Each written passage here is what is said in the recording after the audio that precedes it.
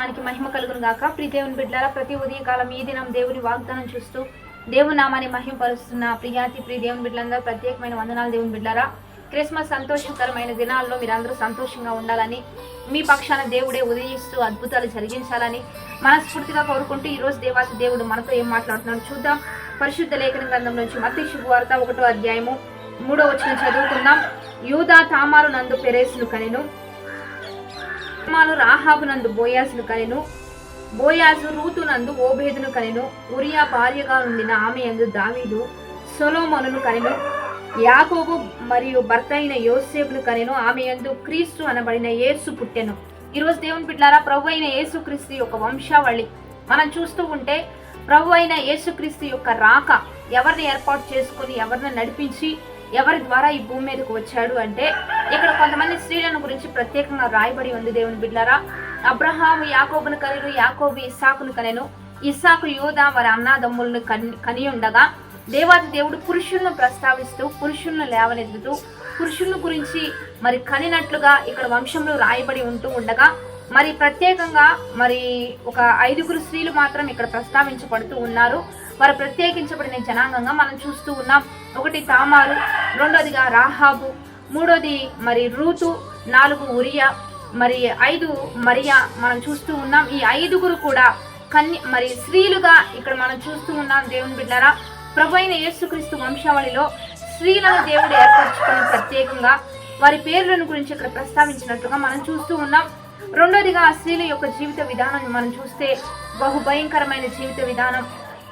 తామారు వేశ్య, రూతు మోయాబు స్త్రీ వచ్చి వేశ్య జీవితం. దేవుని బిడ్డలారా, మరి ఉరియా వచ్చి పాపం ద్వారా పుట్టిన బిడ్డ ఆ యొక్క సొలొమోను. మరి మరియా ఒక్కతే అక్కడ కన్యకగా పరిశుద్ధురాలిగా ఏర్పరచబడిన బిడ్డగా మనం చూస్తూ ఉన్నాం. కాబట్టి వీరి జీవితాలన్నీ చూస్తే వ్యభిచారం, జారత్వం, పాపం, మరి పాపంతో పట్టబడిన స్త్రీలు తప్పు త్రోవలో వెళ్ళడంను బట్టి మరి వారి జీవితాలు పతనమైపోయినాయి, పాడైపోయినాయి. కానీ వారు చేసిన మంచి పని, వారిని దేవుడు ఎందుకు ఏర్పాటు చేసుకున్నాడు అంటే, వారు పాపంలో పడిపోయినా మరలా ఎప్పుడైతే దేవాది దేవుని యొక్క ప్రత్యక్షత వారికి దొరికిందో వెంటనే వారి జీవితాలను మార్చుకున్నారు. వెంటనే మరి సమర్పించుకోవడం, సాగిలి పడడం, వారి బ్రతుకులను దేవుని దగ్గర పెట్టడం, వారి హృదయాలు మార్పిడి జరగడం, వారి దేవునికి లోబడడం విధానాన్ని బట్టి దేవుడు వారిని ఏర్పరచుకున్నాడు.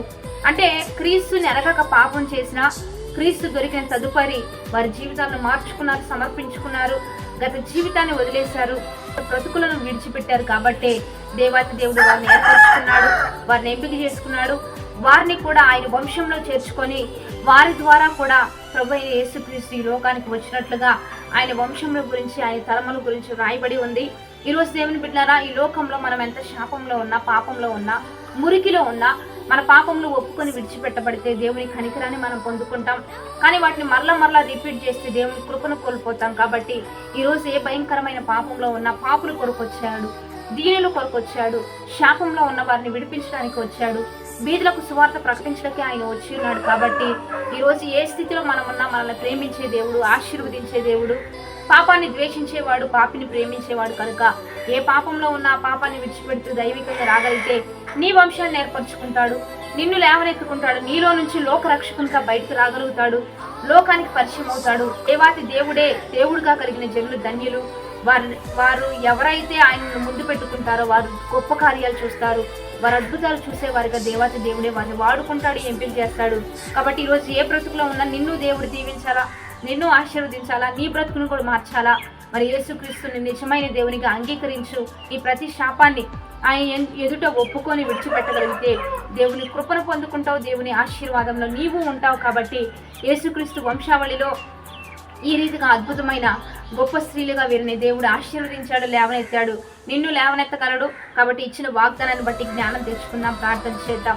పరిశుద్ధుడా, మహోన్నతుడా, గొప్ప దేవ, ఈరోజు ఈ బిడ్డలను లేవనెత్తిన నీవే మమ్మల్ని లేవనెత్తి మమ్మల్ని ఆశీర్వదింపు చేసి ఏ పాపంలో ఏ శాపంలో మేమున్నా ఆ పాపాన్ని విడిచిపెట్టి నీకు లోపడే బిడ్డలుగా, నీ నామాన్ని అంగీకరించే బిడ్డలుగా మమ్మల్ని అందరినీ లేవనెత్తి మా ద్వారా కూడా ఈ లోకానికి ఒక వెలుగువంతమైన గొప్ప కార్యాలు జరిగిస్తూ నీ ఘనమైన నామానికి మహిమ తెచ్చుకోండి. బర్త్డేస్, మ్యారేజ్ డే జరుపుతున్న వారికి దీవెనలు ఇవ్వండి.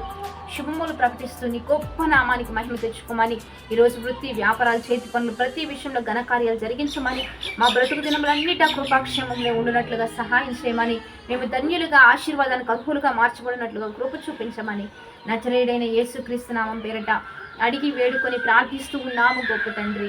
ఆమేన్. మంచిగా లైక్, షేర్, కామెంట్ చేస్తూ దైవికంగా సిద్ధపడండి. 10-20 మందికి పంపించండి.